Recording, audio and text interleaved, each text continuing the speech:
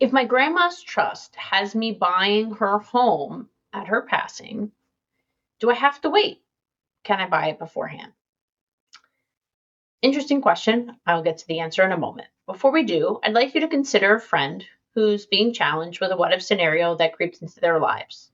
But they were better prepared because you shared our videos. We'd appreciate it, as will your friend. I'm Valerie Zammitti, an estate planning attorney in New York and New Jersey, and we're here to educate everyone for free. So please drop your questions for us, and hopefully together we're going to help some folks along the way. Now, a trust is just a contract. So another contract between the parties that nullifies a provision in a prior contract is still valid. However, keep in mind that it will need to be agreed upon between both parties, not that you're trying to move or change the provision under the trust to buy it sooner.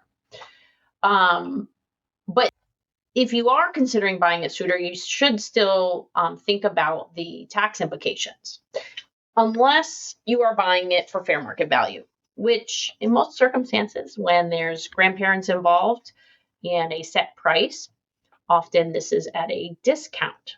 And if that's the case, the portion that's a discounted portion is considered a gift, right?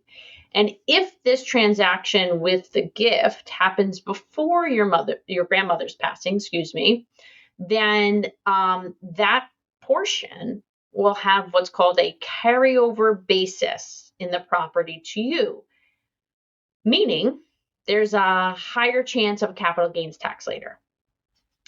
I don't want to get into numbers, but just know that you've already kind of acquired the potential for that capital gain.